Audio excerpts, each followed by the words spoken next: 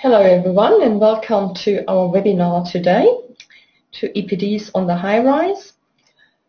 I'm delighted to have a guest speaker today, so a very warm welcome to Darryl Stuckey from Lendlease. Darryl is a senior sustainable design consultant and himself has many years experience in doing LCAs but also in using EPDs and their data. Before I hand over to him, I'll give you a brief update on where EPDs are at internationally and specifically in Australasia. I'll also give you 3 short stories and have 3 key messages that these 3 stories will hopefully tell. I'll then, after that, hand over to Darryl and he will share some insight on how EPDs and their data are used in real life. My key messages are, firstly, there is a solution to provide transparent and credible information from an environmental point of view. Secondly, there is a strong business case for EPDs and sustainability.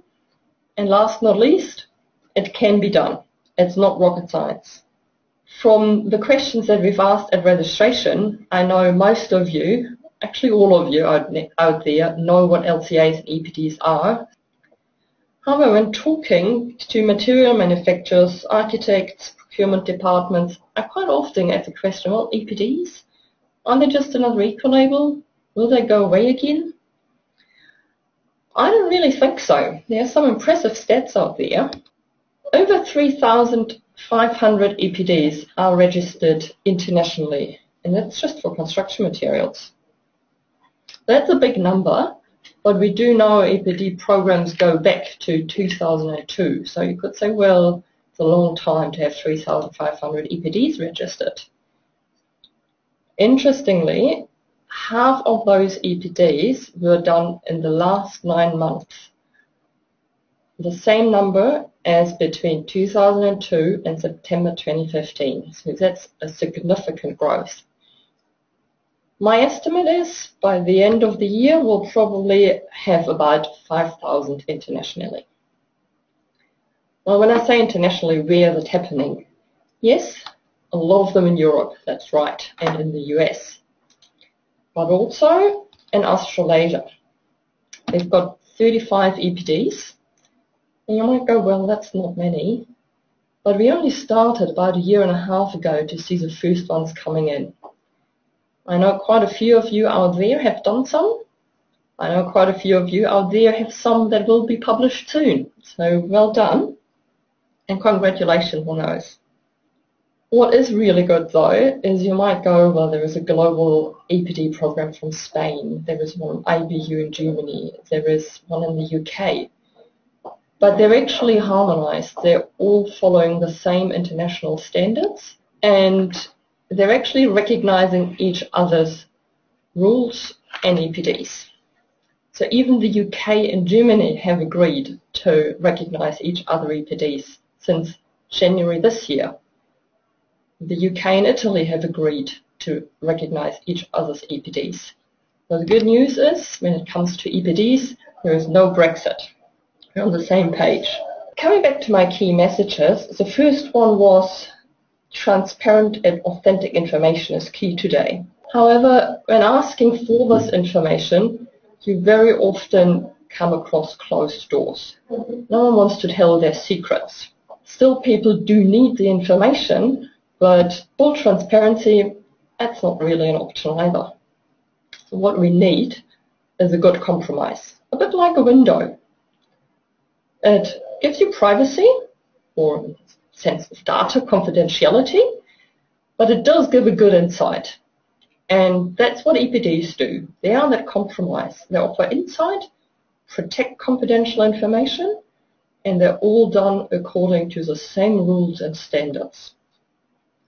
That is really to have standardized environmental information for those who need it. In a nutshell, that is what EPDs are. So that is why we want them, but why do companies do them? That is because there is a business case. They help increase revenue, reduce cost, they can improve brand, but also mitigate risk. Now, how do they do that? How do EPDs help with sales, for example? They help with sales because they help you build a better relationship with your clients. It's not only the actual product, but very often the clients want information with that product. In a business-to-business sales environment, your clients will have their own greenhouse gas targets, their own environmental management systems who are now looking for life cycle information. Life cycle thinking is a requirement. We have seen that EPDs really are a big driver for green buildings, and the criteria to use to identify if a product is green, you can see it down here how EPDs really are growing. They weren't used in 2008 or 2012, but now 37% say we use EPDs to find out if a product is green. Just having life cycle data is slightly going back. It really is about having that certified environmental product declaration. Innovation is another area. Innovation and improvement. And improvement comes with reducing costs as well. Interface have managed to reduce their carbon footprint by 4 times just by being serious about measuring it. They also, in the process of doing their LCA work, identified better ways of doing their products. And they developed a new product that has taken up quite a bit of the market. One area of cost, of course, for oil companies is staff. If you want to keep them, especially these young guys, and if you want to attract them to your company, you really need to be serious and transparent about your environmental performance, because they will not go with greenwash. They rely on facts. Greenwash is really only going to last that long, until the next rain comes, really. So really good information is required. A lot of you already know what these key advantages are. Credible way to communicate products' environmental performance. That's what 67% of you out there today listening to this webinar said is one of the key advantages of EPDs. It's transparency. It's a tool to further engage with clients. So what's still stopping companies then from doing it, if we know all that? Well, quite often we hear they're only done for building products. Yes, they are. Some of them are done for building products, and we see a really good example here. They are a nice summary. They're not just the tables. They can be also used effectively in marketing. They do have all the tables. And they can then be used to actually get media attraction. So that's another very good way of doing it. But are they really only done for building products? Not quite. They've been done for beer, and my favorites, on chocolate cake. Another argument that I often get is our product is far too complex. You'll never be able to do an LCA on our product. Well, people have done EPDs for whole planes. Unless your product is more complicated or complex than a whole plane, you might have an argument. But otherwise, I think it can be done. Lastly, they cost a lot of money and are only for the big guys. There are quite a few good examples out here, and David Trubridge, a designer in New Zealand, about 20 employees, is a very good example. He was the first one to launch an EPD in New Zealand. Clearly not one of the big corporates. So in summary, would you agree that there is a tool to communicate environmental credentials? That we do have a business case for EPDs? And that EPDs actually can be done. It's not too hard. All you need is your product category rules, your LCA. Admittedly, you need to collect a bit of data, and then you can have your EPD. And again, some of you have done that. Congratulations to you. I can see there is a question. One question was the respondents for the survey. What companies were those? Multi-sector or design companies? There were both. There were a lot of manufacturers. I think it was about half manufacturers and half specifiers answering those questions. And with that, I'll hand over to Darryl. Okay, thank you very much, Barbara, for the introduction and for having me here today. I'll just start by providing a little bit of an overview of what I'll touch on.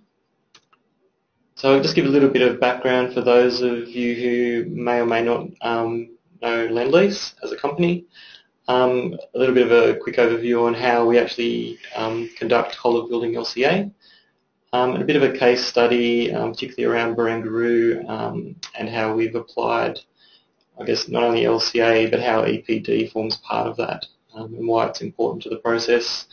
Obviously not only for Barangaroo but for future projects and things that we're working on at the moment.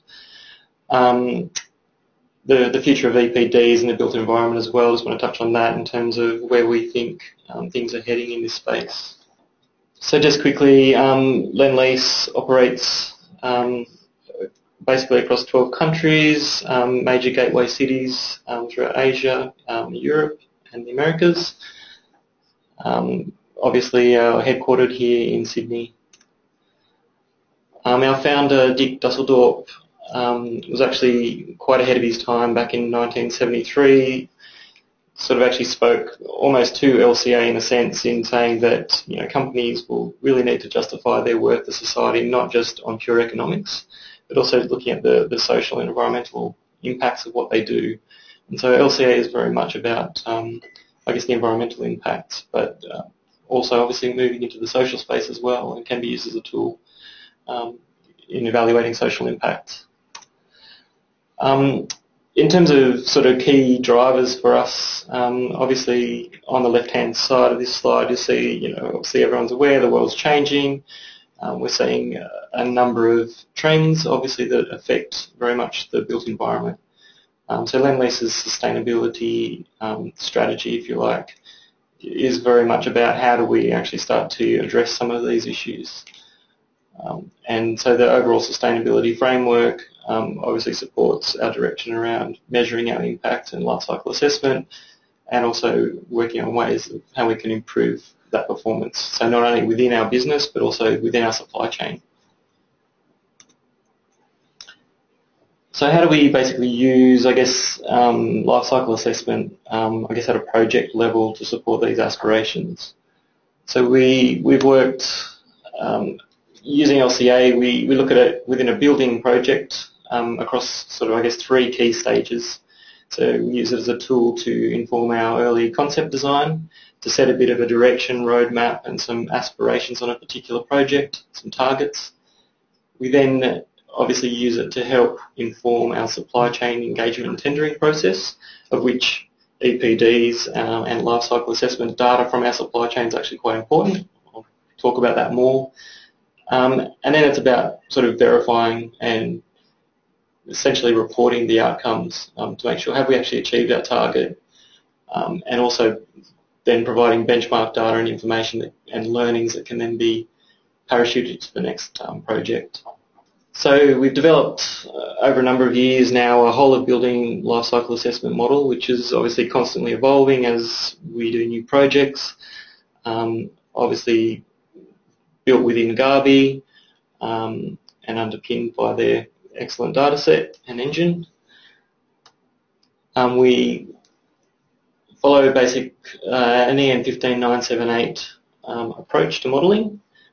So looking at everything from product stage right through to end of life, and obviously the benefits beyond the system boundary, looking at a range of environmental impact categories, and also more recently looking at how we integrate things like natural capital accounting. So basically putting a dollar value on some of those environmental externalities that aren't currently costed in traditional economic modelling. So we've also done a lot of work to basically have our Gabi LCA modelling work interface with our building information modelling, as well as our operational energy modelling outputs from programs like IES, and then also our cost planning functions. So bringing all of those elements together so that we can actually run snapshot assessment at any particular whole point within the design or design development of a particular building or project, so that we can get visibility, I guess, on how we're tracking against either a target or a particular impact category. So in particular, global warming potential is a sort of a key indicator that we've used on a number of projects. So to give just a little bit more context around how we actually use EPDs and LCA on a particular project, I want to talk a little bit about Barangaroo. So Barangaroo for us, I guess, is a bit of a catalyst into really getting into life cycle assessment as a business. It's a journey that started probably 2008, 2009 for us, and obviously we work to build and leverage the work that we've done on Barangaroo on a number of other projects. So just a little bit of context for those that aren't aware of Barangaroo. It's a large urban regen project which is on the western fringe of the Sydney CBD. The area that Lendlease has been involved in developing has been the southern portion of that, as well as the Headland Park to the north. There's a number of sustainability aspirations on the project and goals, and one in particular was a commitment to reduce the embodied carbon within each of the buildings within Barangaroo South by 20%. And so life cycle assessment has very much underpinned our entire approach to achieving that, or demonstrating that we achieve that target, but then also measuring the design as we progressed. So I wanted to talk just briefly about the general process that we follow and how we integrate, I guess, life cycle assessment and then EPDs as part of that. So this early concept design is very much about conducting a sort of high-level life cycle assessment, basically driven by early cost plan data, early information that we have on the particular attributes of the building that we're proposing to build, and then also working with the design team to identify some potential opportunities on the project that we might be able to investigate and deliver. And then through further design development, we refine that over time.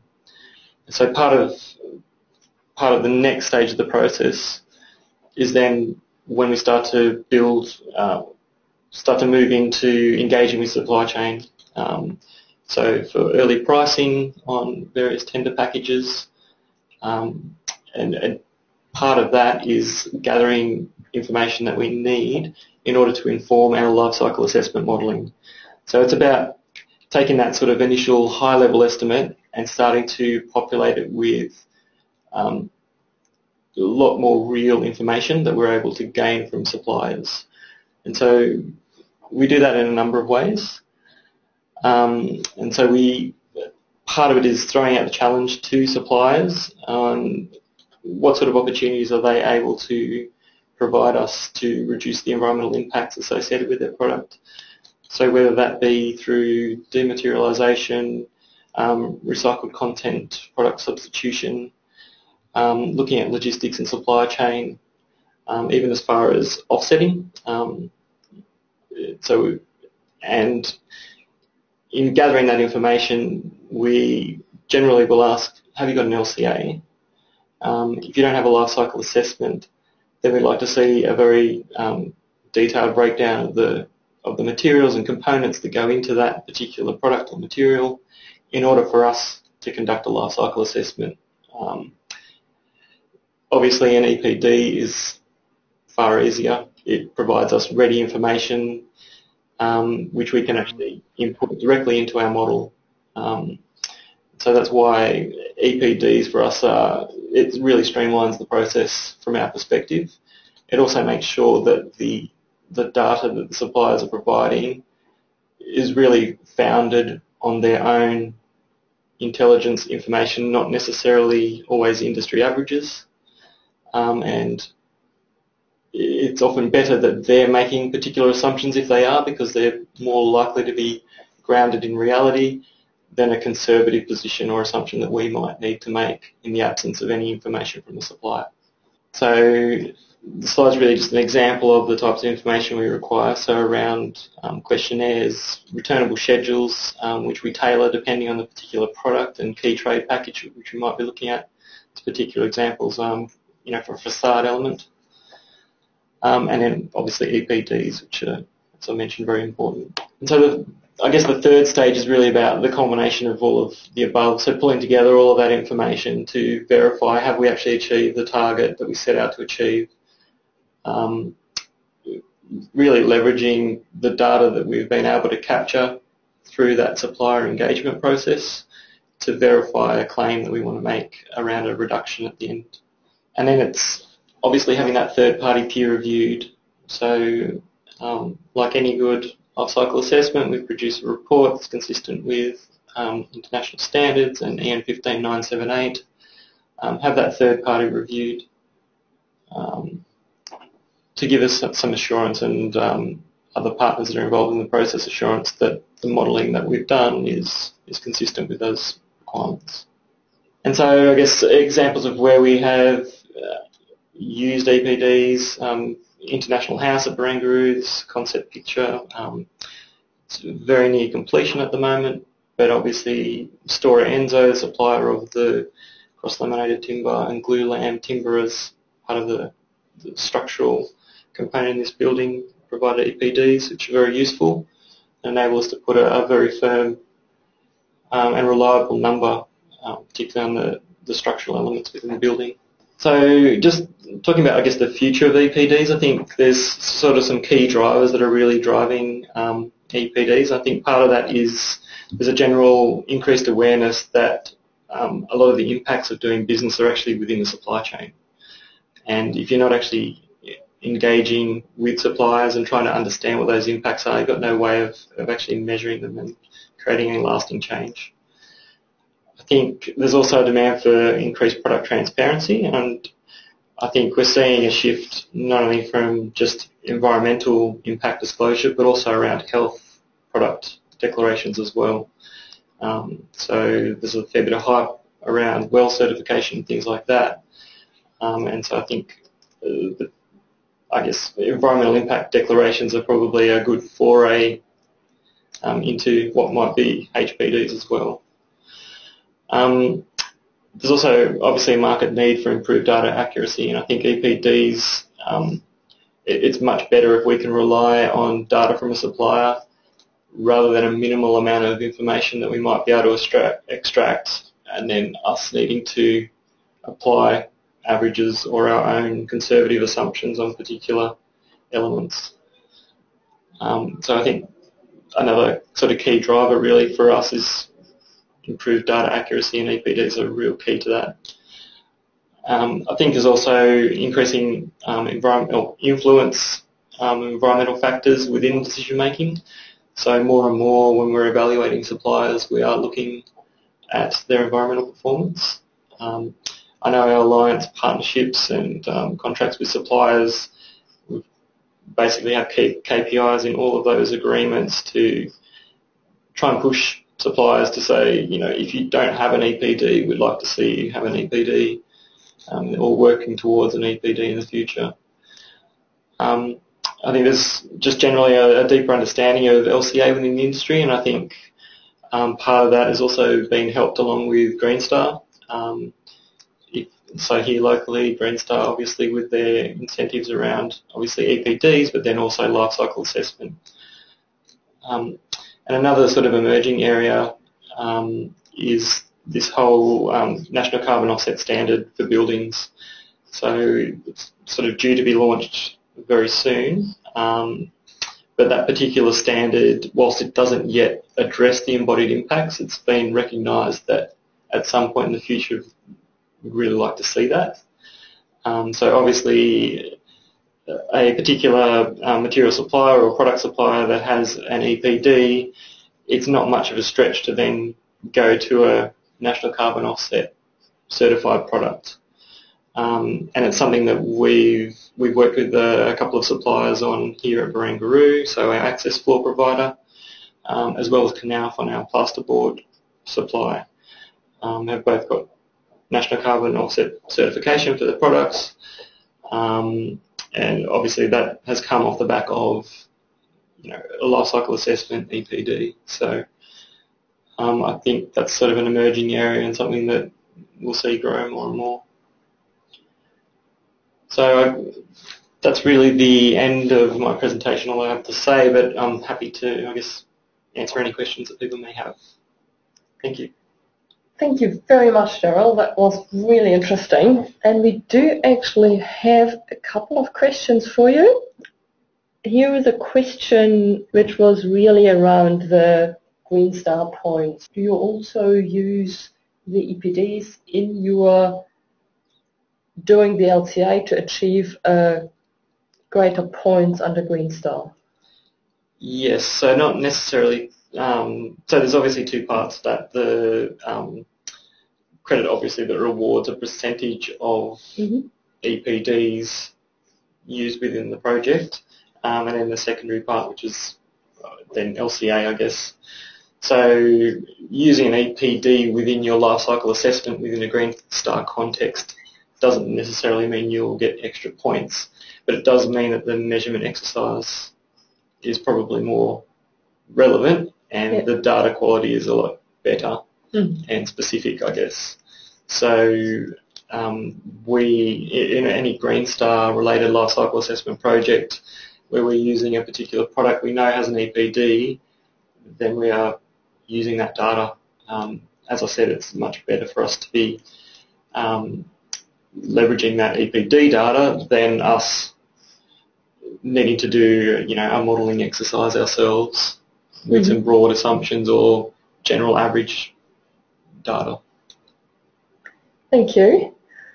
There are more and more questions coming in. I think we can take one more quick one. Can you describe more about the linkage between EPDs and product certification and NCOS? I think you've touched on it briefly. Yeah.